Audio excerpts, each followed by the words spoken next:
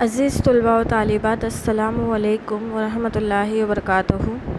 उम्मीद है आप सब खैरियत से होंगे। हम हमारा 10वीं जमात के साइंस में असाइनमेंट सॉल्यूशन कर रहे हैं, जिसमें सेक्शन डी के जवाबात और सवालात आपको समझाए जा रहे हैं ताकि आप और अच्छे से इसकी प्रैक्टिस कर सके घर में। और दूसरी ख़ास बात ये कि जितने भी सवालात के जवाबात आपको समझाए जा रहे हैं ये बहुत आईएमपी है। इम्तिहान आपके जो 60% सिलेबस के अंदर से ही ये पूछे जा रहे हैं, तो बराए मेहरबानी इसे सीरियसनेस से लें और अपनी नोटबुक में लिखें और याद भी करें। पुराना हो चुका था लेकिन दोबारा जहन नशीन कर लेते हैं। ये वाला सवाल मैं आपको 3 मरतबा समझा ही चुकी हूँ लगभग, कि किस तरीके से एसिड और बेस जो है वो एसिड एसिड के साथ और बेस बेस के साथ तामुलात करते हैं, इसके बारे में बताया था। तो ये समझाया जा चुका था आपको।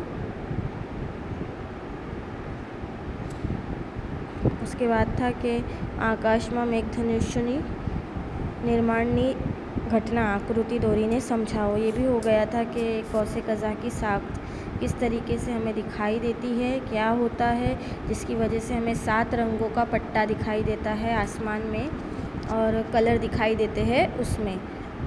तो ये एक कुदरती स्पेक्ट्रम अमल है जो आसमान में बारिश की बौछार के पास ज़ाहिर होता है, और ये फ़िज़ा में कौसे कज़ा की साख्त की तरह हमें महसूस होता है कि जब पानी की जो किरणें, पानी की जो बूंदें होती हैं, वो बूंदें जब हवा के अंदर मुश्तमिल होकर रह जाती है, जो ठंडी हवा चलती है उसमें जो बौछार रह जाती है, उस पर जब सूरज की रोशनी पड़ती है तो पड़ने की वजह से वो जो नन्ही नन्ही बूंदें रह गई हैं वो स्पेक्ट्रम का काम अंजाम देती है, प्रिज्म का काम अंजाम देती है, जिसकी वजह से जब सूरज की रोशनी उन बूंदों पर पड़ती है तो वो एक कांच के प्रिज्म की तरह काम करके हमारी आँखों तक पहुँचने वाली रोशनी में वो 7 रंगों की किरणों की तरह दिखाई देती है। कौसे कज़ा सूरज की रोशनी से मुनतिफ़ होकर उसके बाद अंदर की तरफ, यानी कि वो बूंदों के अंदर की तरफ मुनकिस करती है, और फिर जब वो बारिश की बूंदें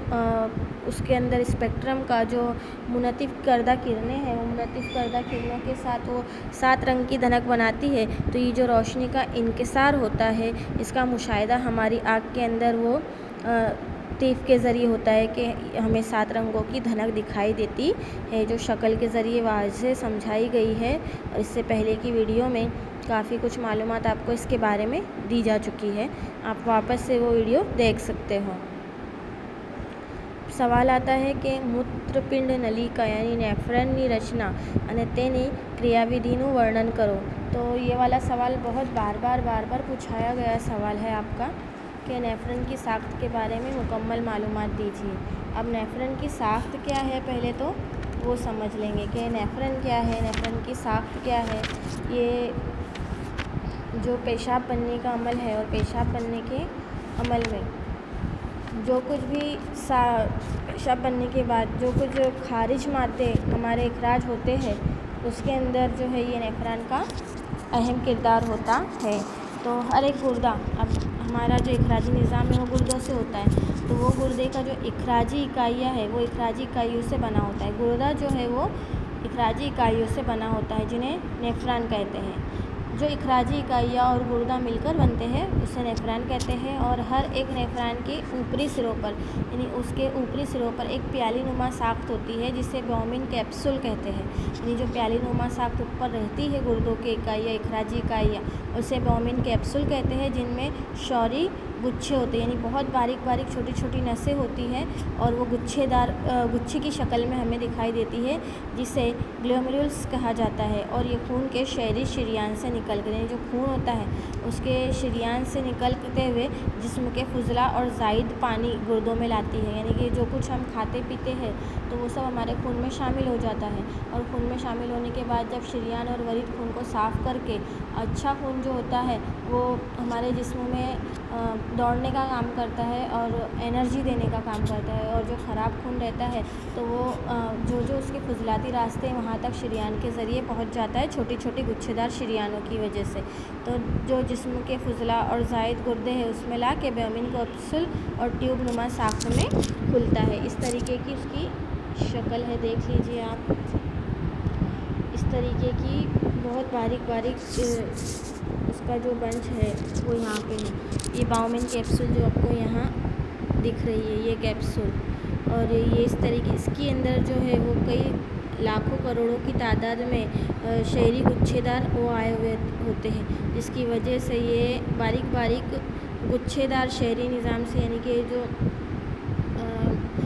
शौरी गुच्छे होते हैं उनके ज़रिए यहाँ पे जो फुजलाती पानी है जो हम पीते हैं वो शरीयान के ज़रिए फ़िल्टर होकर ये गुर्दों तक पहुँचाने का काम करता है। और इस तरीके से ये पूरा इन प्रोसेस से गुज़र कर जो है वो डायलिसिस होता है, जो कुछ भी होता है वो। तो इंसान के जिस्म में जो गुर्दे हैं जिसे हम किडनी कहते हैं वो इखराजी अमल को अंजाम देते हैं, उसकी वजह से हमारा इखराजी अमल होता है। और उनकी तादाद कितनी होती है? गुर्दों की 2 होती है। और वो 2 तादाद में उसे अरोटा से आने वाली गर्दवी शरीयान गुर्दों को खून पहुंचाती है, यानी खून पहुंचाने का अमल भी करती है, कार्बन डाइऑक्साइड को जज्ब करने का अमल भी करती है। और उसके अलावा जो फुजला है जो गुर्दों से इलायदा यानी फ़िल्टर होकर पेशाब बनता है, जो हमें आम ज़बान में उसे पेशाब कहते हैं, वो हालिब नलियों के ज़रिए यानी यूट्रे के ज़रिए मसाना और यूरिनरी ब्लैडर में भेज दिया जाता है। अब यूरिनरी ब्लैडर देख लो यहाँ पर, इस तरीके से यानी पूरी एक प्रोसेस होती है पेशाब बनने की,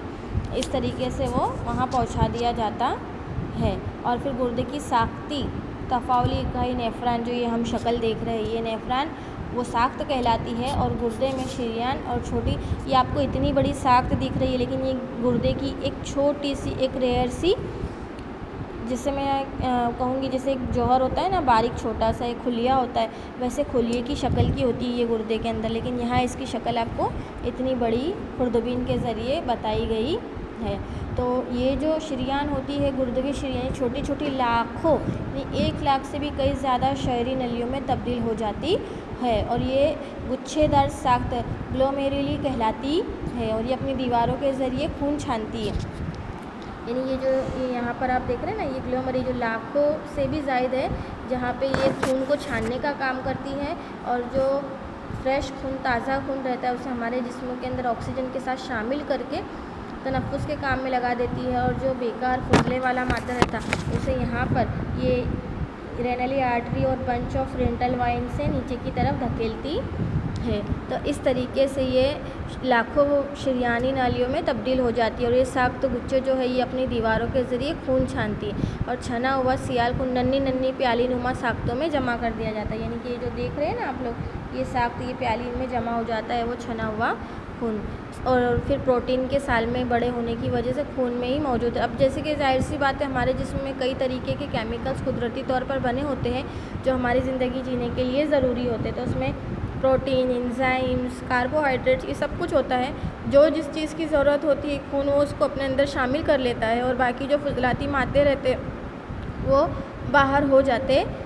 तो इस तरीके से जो प्रोटीन वाले मादे प्रोटीन उसे जज्ब कर लेते हैं और खून में मौजूद हो जाते हैं। लेकिन जो छोटे साल्मों को बाहर निकालने और बड़े प्रोटीन साल्मों को ऐसे ही रह देने का जो काम होता है वो डायलिसिस कहलाता है।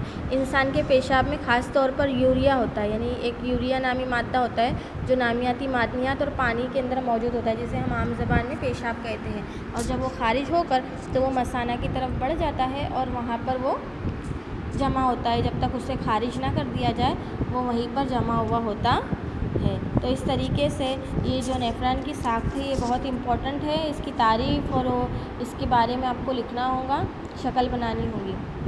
अब डायलिसिस का अमल भी आता है। तो डायलिसिस जो है एक तरीके का मसनूई गुर्दे बनाने में उसका इस्तेमाल किया जाता है। अगर किसी वजह से किसी इंसान के कुदरती गुर्दे जो रहते हैं वो बेकार हो जाते हैं तो उसे मसनूई गुर्दों के ज़रिए इस्तेमाल किया जाता है। और मरीज़ को उसमें मरीज़ की एक शरीयान से खून लेकर सिलेफिन की नाली में मौजूद नमक के महलूल में मुअल्लिक कराया जाता है, यानी एक तरीके की शरीयान से वो मसनूई गुर्दों को जोड़ दिया जाता है और जैसे ओरिजिनल गुर्दे काम करते वैसे ही उससे काम लिया जाता है। तो ये नेफ्रॉन की साख्त के बारे में मैंने आपको समझाया। कुछ भी डाउट हो तो आप पूछ सकते हो। इसके बारे में आपको नोटबुक में लिखना भी है और इसकी शक्ल की प्रैक्टिस करनी है। 2-4 मरतबा आपको इसकी शक्ल बनानी है ताकि आपको अच्छे से इसकी शक्ल बनाते आ जाए।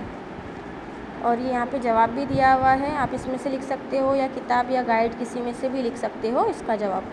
तो आज की वीडियो में इतना ही। अल्लाह हाफिज़। कुछ नहीं समझ में आए तो आप मैसेज करके पूछ सकते हो।